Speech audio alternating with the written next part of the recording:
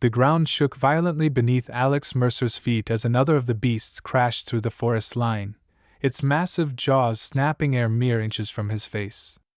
Above, alien warships loomed like vultures, watching with cold indifference as Earth turned into their battlefield.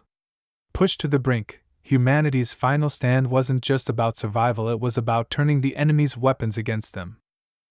With a defiant glare, Alex whispered into his communicator, "It's time to show them what these beasts can really do when they're fighting for us."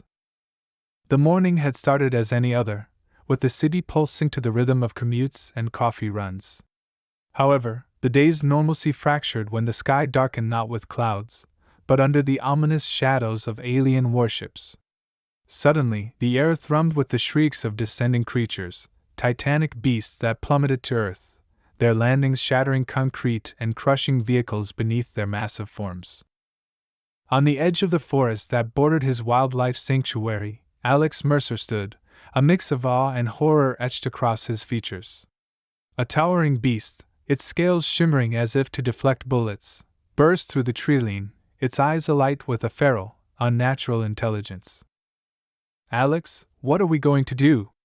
Lena Hart's voice was taut with tension as she approached, her usual serenity replaced by palpable anxiety. Her eyes flickered nervously toward the creature, now rampaging through a nearby field in apparent disorientation and rage. "They're not just attacking, they're deploying these monsters everywhere," Alex observed, his strategic mind already spinning. "They're using them as biological weapons." Lena followed his gaze, her brow creasing with concern. "But why here? Why Earth?" "It doesn't matter why, only how we respond," Alex replied, turning back to the sanctuary. "We need to keep them away from the populated areas. Can we sedate it?" Lena nodded, already on her radio, coordinating with their on-site veterinary team. "I'll get the tranquilizers." "But Alex, these aren't normal animals. What if we adapt?" "We always do," Alex interjected, striding toward the sanctuary's emergency response vehicle. "Gather everyone. We need to act fast." As they marshaled their small but adept team, the full weight of the invasion began to sink in. The sanctuary, typically a haven for Earth's endangered species, had transformed into the front line against an unprecedented threat. Although Alex's past as a military strategist had shifted towards conservation, his instincts remained sharp: protect, understand, overcome. The team advanced with a tranquilizer rifle and a hastily assembled containment unit, repurposing equipment originally intended for far less formidable creatures. Using the trees as cover, they approached the beast cautiously. "On my mark," Alex whispered, eyeing the scope of his rifle. The beast paused, possibly disoriented by its new surroundings, and Alex took the opportunity to fire. The tranquilizer dart hit its mark, and the beast let out a roar that reverberated through the forest, its massive body staggering before collapsing. As they secured the enormous creature in the containment unit, Marco Silva, an ex-Special Forces operative and another vital member of the team, turned to Alex. "This is just one, Alex. There could be hundreds out there. What's the plan?" Alex's gaze shifted back to the sanctuary, where their staff were reinforcing enclosures and bracing for more potential captures. "We learn," he declared resolutely. "Every beast they send is a message. We're going to decipher it, and we're going to send one back." With that determination, the sanctuary evolved. What was once a refuge for Earth's wildlife was now an essential base of operations in humanity's struggle to understand and counter the alien menace. Weeks since the initial beast drop had transformed Earth's major cities into war zones. However, at Alex Mercer's sanctuary, a different battle ensued, a cerebral contest of wits and will. The captured beast, now dubbed Titan for its prodigious size and strength, was at the heart of an intensive training regimen led by Alex, Lena, and Marco. "Keep the stimuli consistent, and log every response. Any deviation could be crucial," Lena directed a group of volunteers, all donned in protective gear. They stood behind reinforced glass, watching as Marco attempted to engage with Titan. employing a mix of food rewards and a sound system emitting frequencies that seemed to soothe the creature. They were making slow but tangible progress. Initially hostile, Titan had started to recognize certain commands. "How's the mood today, big guy?" Marco inquired softly, maintaining an even tone. The beast turned its massive head, fixing its gaze on Marco, a low growl emanating from its throat. "Better than yesterday. We might just make a soldier out of him yet," Marco commented, retreating as Titan neared the barrier, sniffing the air. From the control room, Alex observed the interaction. "It's about trust," he reflected. "They're scared, disoriented. If we can connect with them, show them we're not a threat, then we might have a chance to reverse the course of this invasion," Lena concluded, her focus glued to the monitor. Their efforts extended beyond Titan. Other captured beasts were undergoing similar training sessions, each displaying unique capabilities. Some bore armored skin impenetrable by bullets, others could unleash cries capable of shattering concrete. Understanding these powers was essential. "Document everything. We need a complete understanding of our assets if we're to employ them effectively," Alex instructed, his leadership unequivocal among his team. Their major breakthrough occurred when a smaller beast, named Echo for its ability to mimic sounds, exhibited a positive reaction to human contact after Lena administered a mild sedative combined with a hormonal treatment to dampen aggression. "Look at this," Lena beckoned Alex over, showing him footage of Echo gently accepting food from a handler. "It responds to kindness, to compassion.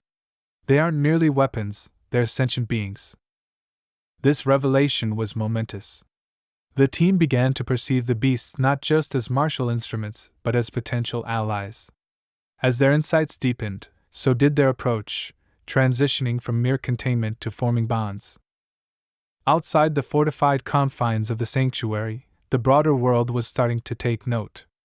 Military officials, initially doubtful, began to recognize the merit in Alex's unorthodox methods. A delegation led by General Peters visited the sanctuary. "What you're proposing could shift the dynamics of this conflict," General Peters observed, as Titan executed a series of commands. "You're training an army." "We're forging a bridge," Alex corrected softly, his expression resolute. "One that might lead to peace, or at the very least, to survival." As the officials left, impressed and reflective, the gravity of their forthcoming endeavors dawned on Alex and his team. They had transcended mere survival. They were now trailblazers in a novel form of warfare, where humanity's empathy might prove to be the most lethal weapon of all. Under a gray, pre-dawn sky, the human settlement of New Haven braced for an imminent attack. Intelligence reports had confirmed a large contingent of alien beasts heading toward the city, strategically targeted for its communications hub. Inside Alex Mercer's command tent, the air was electric with tense anticipation. "We've got movement on the eastern perimeter," Sarah, one of the lookouts, announced over the radio, her voice tinged with urgency. Alex leaned over the tactical map, his finger tracing potential attack routes. "Lena, Marco, it's time.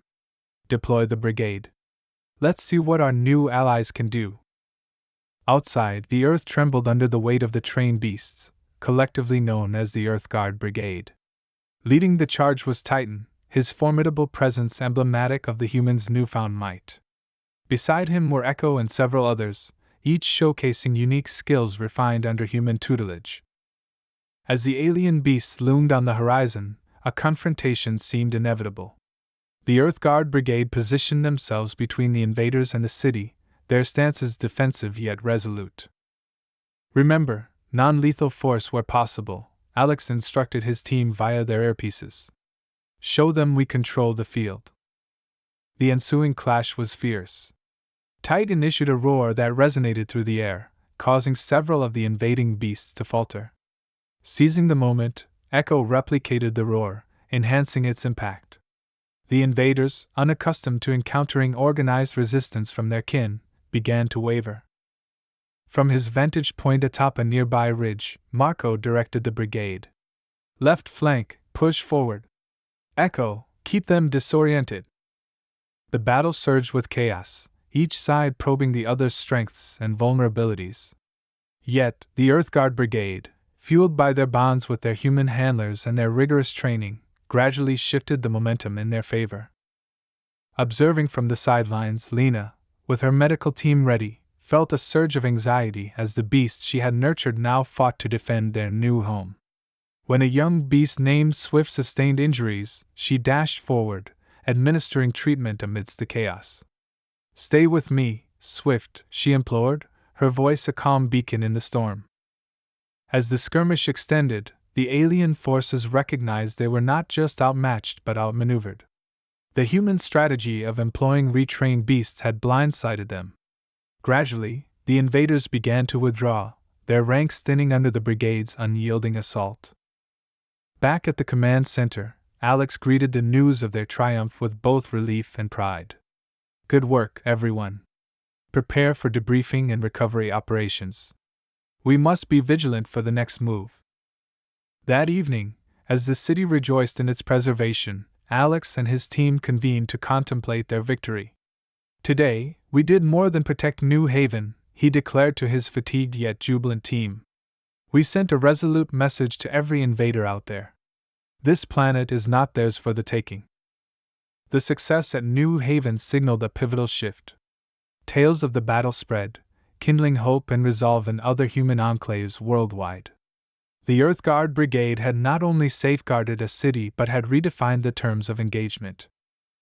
In the aftermath of New Haven's successful defense, the world observed as humanity's innovative strategy redefined warfare. The Earthguard Brigade beasts transformed into protectors became a global emblem of hope and defiance. This pivotal triumph not only preserved a crucial human settlement, but also signified a dramatic shift in Earth's approach to the alien threat. In the command tent, now a hub of activity with reports of similar skirmishes streaming in from around the globe, Alex Mercer analyzed battle footage. Each clip showcased the extraordinary synergy between humans and their beast allies, underscoring their rigorous training and deepening trust. "Look at this, Alex," Lena pointed to a display where Echo cleverly utilized its mimicry to befuddle the enemy, a strategy they had mastered mere weeks earlier. "They're adapting, evolving from each encounter. It's quite remarkable." Alex, his features etched with contemplation, nodded. "It goes beyond training. There's a palpable bond forming.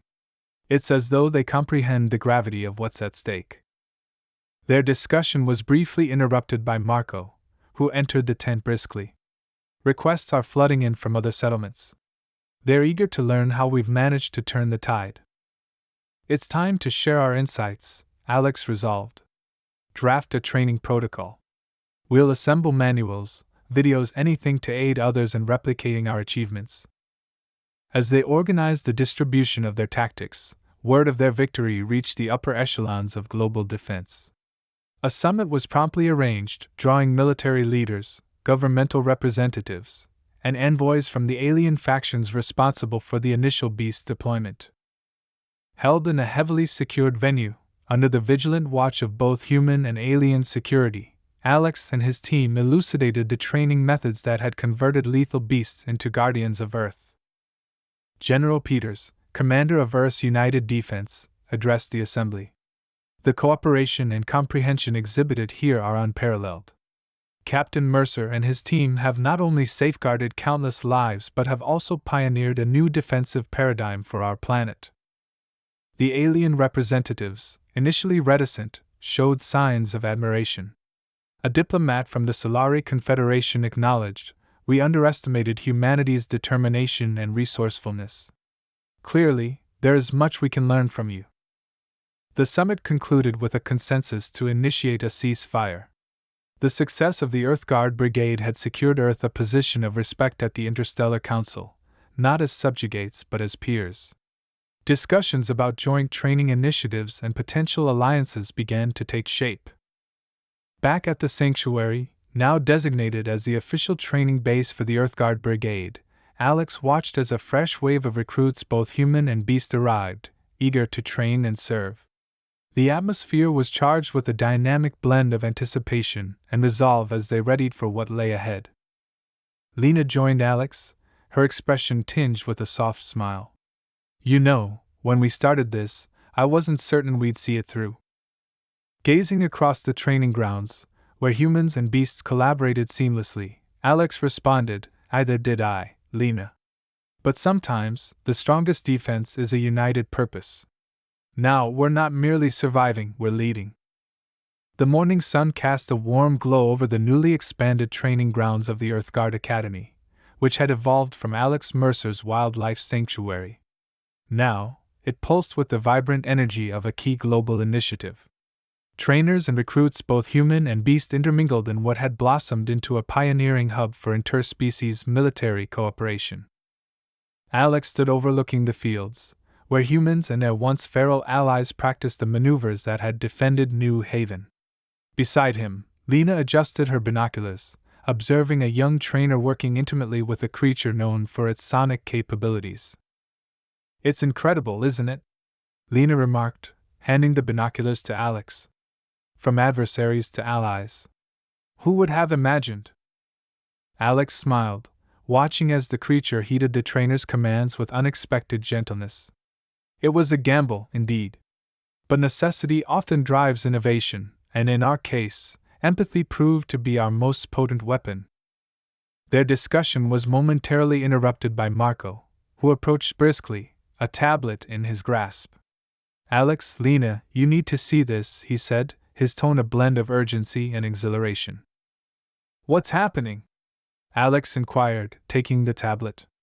The screen displayed a live feed from a United Nations session where Earth's innovative defense strategy was under discussion. A resolution had just been approved, officially endorsing the Earthguard Academy as a prototype for global and interstellar defense. The UN's endorsing the program. They're advocating for the creation of more training centers globally. They want you to consult on the expansion, Marco explained, his expression one of unmistakable pride. This is a significant step, Lena observed thoughtfully. Not just for us, but for how humanity will approach conflict and collaboration from here on. Returning the tablet, Alex's eyes swept back over the training fields. We initiated this to save lives. Now, it seems we're also shaping the future. As the day unfolded, the Academy buzzed with heightened activity. Delegates from various nations and alien races arrived, keen to observe and emulate the effective training techniques. In the main conference hall, Alex addressed a packed audience, his words broadcasting globally. Today marks a new chapter in our history. The Earthguard initiative transcends mere defense, it embodies understanding and respect. We've transformed our gravest threat into our strongest allies through trust and collaboration. The attendees absorbed Alex's detailed exposition of the Academy's expansion plans, highlighting the critical role of diversity and shared knowledge in forging a robust global community. The ceremony culminated with a demonstration in the main arena, where a team of humans and their beast partners performed their skills flawlessly. Applause thundered through the venue, celebrating the dedication and hard work prevalent throughout the Academy. As dusk approached, Alex, Lena, and Marco strolled through the Academy grounds, reflecting on the day's events. They paused at a memorial dedicated to those lost in the initial attacks, a poignant reminder of their motivations. Look how far we've come, Marco mused softly, his gaze sweeping over the harmonious coexistence surrounding them. Yes, Alex concurred, his voice imbued with a quiet resolve. And we'll continue to advance, to build. Not merely for ourselves, but for future generations. This, he gestured broadly at the bustling academy, is merely the beginning. Together, they stood as the setting sun cast elongated shadows across the grounds, the light reflecting off the memorial. This place, once a symbol of desperation, had transformed into a beacon of hope, a testament to their journey from darkness to light, from upheaval to unity, promising a peaceful and prosperous future.